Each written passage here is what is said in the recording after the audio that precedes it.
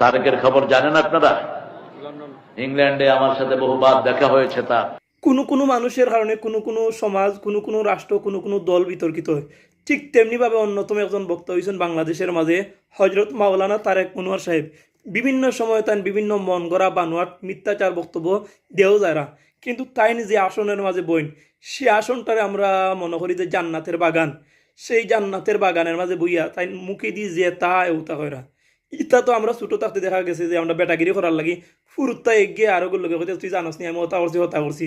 কিন্তু তাইন বর্তমানে নাই 1990 সালের অনেক কাহিনী শুনে এরাম। ইদানিংও দেখা যায় যে তাইনের সেই ধারাবাহিকতা মানে চালাইও যারা।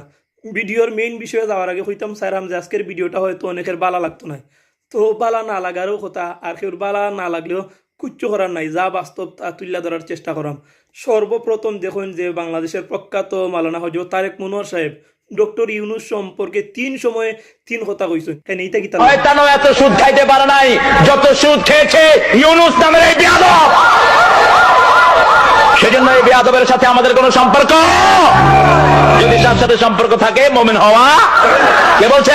ডক্টর ইউনূসকে ধন্যবাদ জানাই, 30,000 কোটি গতবার আছে, এইবার প্ল্যান নিয়ে গেছে। এ তো কথা কয় কম, কাম করে। আল্লাহ তোরে আরো বরকত দেখতে ইউনূস ভাই। ও কাগা, আল্লাহ তোরে বরকত দেখ।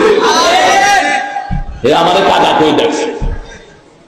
আমার একটা ক্যাসেট ওনাকে উপহার দিয়েছিল নিউ ইয়র্ক থেকে। তো উনি দাওয়াত দিয়েছেন, অনেক আগের কথা বলছি, প্রায় 2009 কি 10 হবে।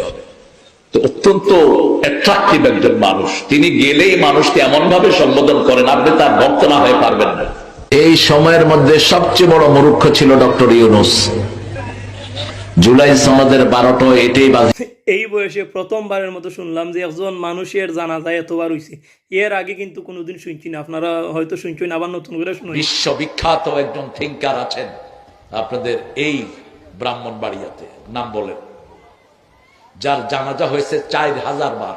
তিনি বই লিখেছেন 4000-এর কাছাকাছি। মক্কাতে তার গায়েবানা জানাজা হয়েছে, মদিনায় হয়েছে, সৌদি আরবের কোন শহর নাই, ইউরোপের কোন শহর নাই, আমেরিকার কোন স্টেট নাই যেখানে তারা জানাজা হয় নাই। ঢাকাতে তারা জানাজা হয়েছে, তার বড় ছেলে জানাজা পড়িয়েছেন। জানাজার এক মাথা ছিল টিকাটলি পার হয়ে সায়দাবাদ বাস স্ট্যান্ড, আরেক মাথা ছিল এদিকে বাংলা মোটর পার হওয়া। এত বড় জানাজা বাংলাদেশের ইতিহাসে কারো নাম বলেন? মাওলানা তারেক মনোয়ার সাহেব কিন্তু ছোটবেলায় বাংলাদেশের বর্তমান প্রধানমন্ত্রী জনাব তারেক রহমানের সাথে একলগে খেলাধুলা করছেন। কেন জানেননি? কারণ তারা দুইজনের নাম কিন্তু সেম। দুইজনের নাম কিন্তু তারেক। একজন তারেক মনোয়ার আর আরেকজন হচ্ছেন তারেক। তারেকের খবর জানেন আপনারা? ইংল্যান্ডে আমার সাথে বহুবার দেখা হয়েছে। তা কেমন আছো ভাইয়া? ছোটবেলায় একসাথে ক্যান্টনমেন্টের বাড়িতে আমরা খেলাধুলা করেছি। হেরেদি কিন্তু ভাগ্যবালা তেলাপিয়া মাছ আর ফাঙ্গাস মাছের বেশি হইলে আজকে তুমি তেলাপিয়া মাছ খাইবা। দজলা ফোরাত, এটার জন্ম জান্নাতে। এই দুই নদীতে তেলাপিয়া মাছ বেশি, এই জন্য তেলাপিয়া মাছ হলো জান্নাতি মাছ। খায় না তেলাপিয়া আর পাঙ্গাস খাবেন, হাড় ভালো থাকবে। তারেক মনোয়ার সাহেব কিন্তু একবার একটা মসজিদের মাঝে চান্দা তোলার লাগি শুধুমাত্র চান্দা তোলা শুরু করছিল। শেষ মুহূর্তে অবস্থা কিছু হয়েছে, আপনারা দেখুন। বনশ্রী মসজিদে জুমা পড়াতে গেছি, মোতাল্লি বলে যে হুজুর কিছু টাকা দরকার। কত? 75 লাখ। ওকে, তুমি কত দিবা? কয় আমি দেবো, আপনি কন।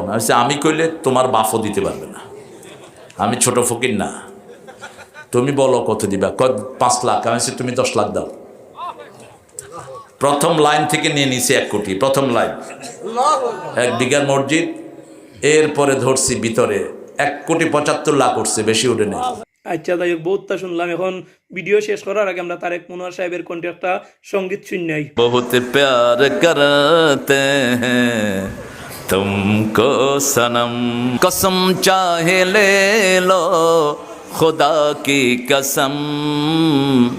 বহু কিছু তাইনের কণ্ঠ থেকে শুনলাম, সামনে দিয়ে হয়তো আল্লাহ আরও শুনাইতে পারেন।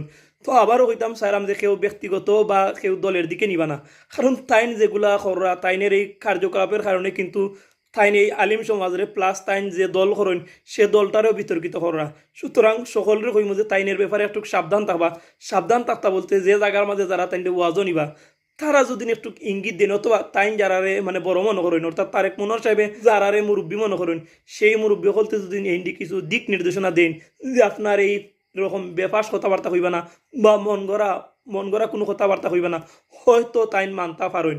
মহান আল্লাহ রাব্বুল আলামিন যেন আমাদের প্রত্যেকের সঠিক বুঝ দান করেন।